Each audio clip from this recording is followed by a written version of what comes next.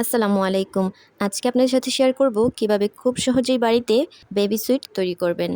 এই বেবি সুইটগুলা দেখতে যতটা লোভনীয়, খেতে ঠিক ততটাই মজাদার। আর এই বেবি সুইটগুলা যদি যেকোনো ডেজার্ট আইটেমে ডেকোরেশনের কাজে ব্যবহার করা হয় তাহলে সেটা খাওয়ার ইচ্ছা দ্বিগুণ হয়ে যায়। যেমন ধরুন জর্দা পোলাও কিংবা কাস্টার্ডে। তাই আজকে খুব সহজে কিভাবে এই বেবি সুইটগুলা বাড়িতে তৈরি করবেন সেটাই আপনাদের সাথে শেয়ার করব।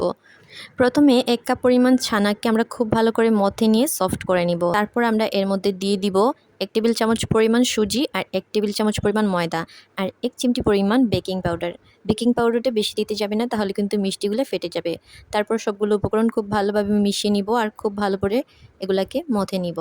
একদম লাস্ট পর্যায়ে এসে আমরা এর মধ্যে দিয়ে দিব ১ টেবিল চামচ পরিমাণ গুঁড়া দুধ। আর আবারও এটাকে খুব ভালো করে মথে নিব আর আমরা ছানাটাকে খুব ভালো করে সফট করেই মথে নিব, যাতে মিষ্টিগুলোর ভিতরে কোনো লাম্পস না থাকে। আর আপনাদের হাতের কাছে যদি ছানা না থাকে সেক্ষেত্রে আপনারা গুঁড়ো দুধ দিয়েও কিন্তু এই মিষ্টিটা তৈরি করতে পারেন। সেক্ষেত্রে ১ কাপ গুঁড়ো দুধের সাথে আপনারা একটা ডিম দিয়ে দিবেন আর সবগুলো উপকরণই কিন্তু ঠিক থাকবে। আর পারফেক্টলি ছানাটাকে মতে নেওয়া হয়ে গেলে এরপর আমরা অল্প অল্প করে ছানা নিব আর ছোটো ছোটো করে মিষ্টি তৈরি করে নিব। অবশ্যই মিষ্টিগুলোকে ছোটো ছোটো করে তৈরি করবেন, কারণ ভাজার পর এগুলো অনেকটাই বড় হয়ে যাবে।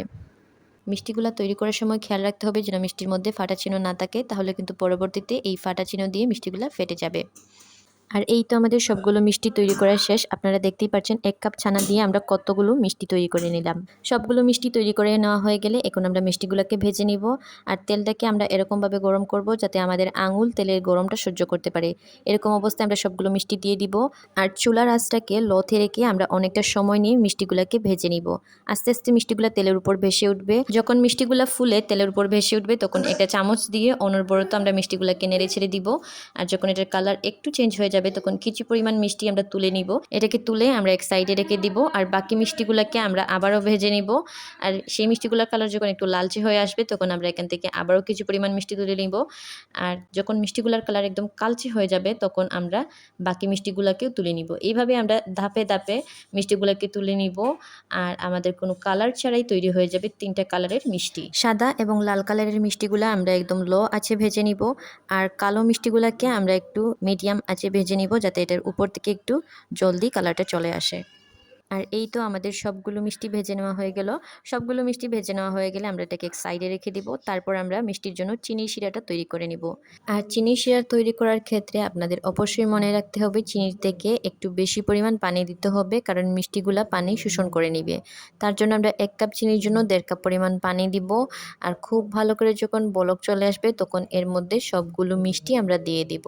তারপর মিষ্টিগুলাকে চিনির শিরার মধ্যে একটু নাড়াচাড়া দিয়ে আমরা ঢাকনা দিয়ে ঢেকে দিব, যাতে মিষ্টিগুলা খুব ভালো করে রান্না করা হয়। এরকমভাবে ঢাকনা দিয়ে ঢেকে আমরা ৫ থেকে ১০ মিনিট মিষ্টিগুলাকে খুব ভালো করে রান্না করে নিব। তারপর চুলাটাকে অফ করে আমরা মিষ্টিগুলাকে এরকমভাবে রেখে দিব ৩০ মিনিটের জন্য। ৩০ মিনিট পর মিষ্টিগুলা তৈরি করা হয়ে গেল। আর এই তো খুব সহজেই বাড়িতে আপনারা তৈরি করে নিতে পারবেন বেবি সুইট মিষ্টি। আর এই তো খুব সহজেই তৈরি করা হয়ে গেল বেবি সুইট। এই বেবি সুইটগুলা দেখতে যতটা লোভনীয়, খেতে ঠিক ততটাই মজাদার। আর যেকোনো ডেকোরেশনের ক্ষেত্রে কিন্তু আপনারা এই বেবি সুইটগুলাকে ইউজ করতে পারেন, যেটা খাবারের স্বাদকে দ্বিগুণ করে দিবে। আজকের রেসিপিটি এই পর্যন্ত। রেসিপিটি ভালো লাগলে অবশ্যই বাড়িতে ট্রাই করবেন আর আমাকে কমেন্ট করে জানাবেন কেমন লাগলো। আর ভিডিওর শেষের দিকে আমি আপনাদেরকে দেখিয়ে দিব মিষ্টিগুলো কতটা সফট ছিল। আর আমার ভিডিওগুলো ভালো লাগলে প্রতিনিয়ত আমার ভিডিওগুলোকে পেতে অবশ্যই আমার পেজটাকে ফলো করে রাখবেন। সবাই ভালো থাকবেন, সুস্থ থাকবেন। আল্লাহ হাফেজ।